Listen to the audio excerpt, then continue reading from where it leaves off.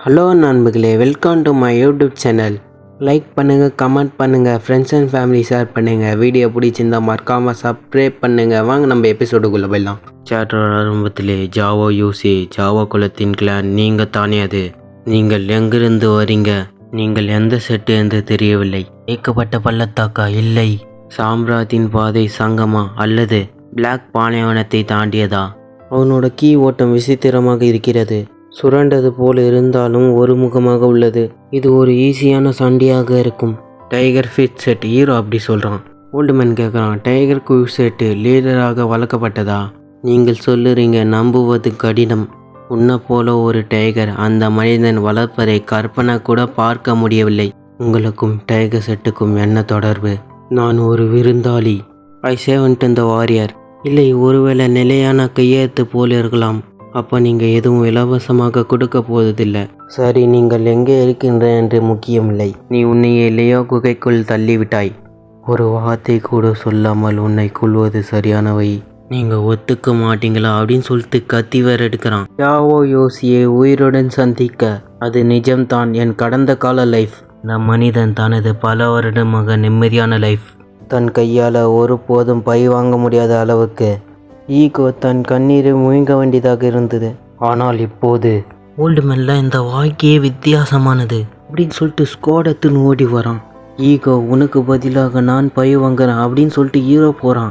ED squad ரெண்டாக மோதிக்குது. 2 பவரில் Oldman போய் பின்னால் தள்ளி போய் நிற்கிறான். அந்த பவருக்கு பின்னால் போய் அப்படியே சும்மா சிறைக்கினே போகிறான். நீ சூனியத்தை பொய்யாக்கினாயா?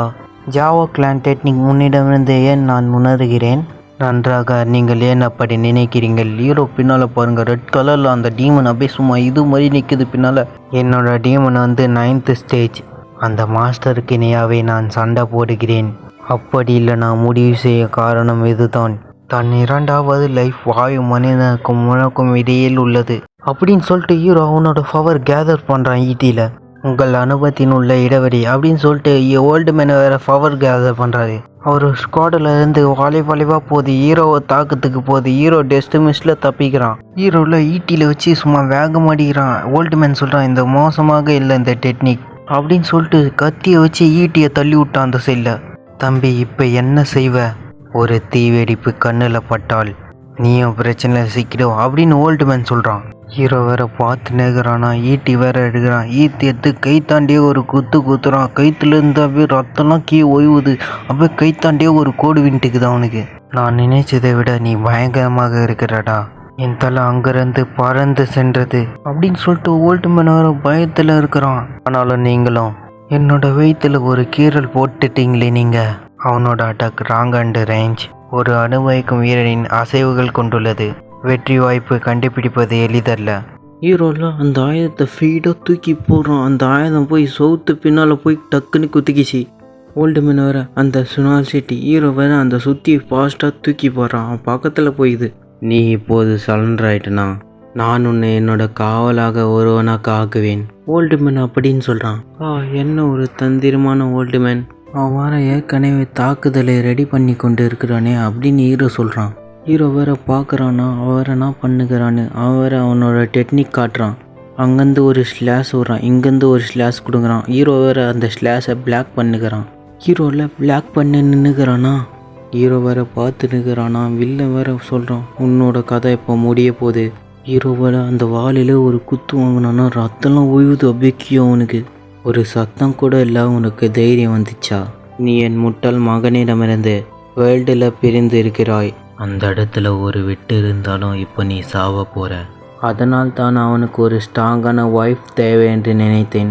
இன்னும் எத்தனை வருடம் நான் விட்டுவிட்டேன் என்று எனக்கு தெரியாது.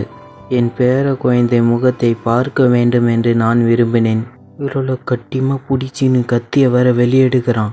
உனக்கு இன்னும் எத்தனை வருஷம் இருக்கணும்னு தெரியலன்னு அப்படின்னு ஹீரோ சொல்கிறான். என்னோட ஸ்குவாடு நகராதே. உங்கள் பிடி எவ்வளவு வலிமையாக இருந்தாலும் சரி, அதுபோல் ஒரு ஸ்குவாடு அந்த இடத்தில் பிடித்திருப்பது முக்கியமில்லை. அவை ஸ்குவாடு ஷேக் ஆகுது. தம்பி, உன்னால் முடியாது.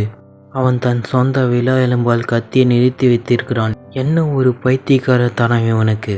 இருக்க முடியாது. ரொம்ப முன்னாலே ஒரு பிளானை போட்டு பலவீனமான பக்கத்தை தாக்கி கொண்டிருக்கிறான்.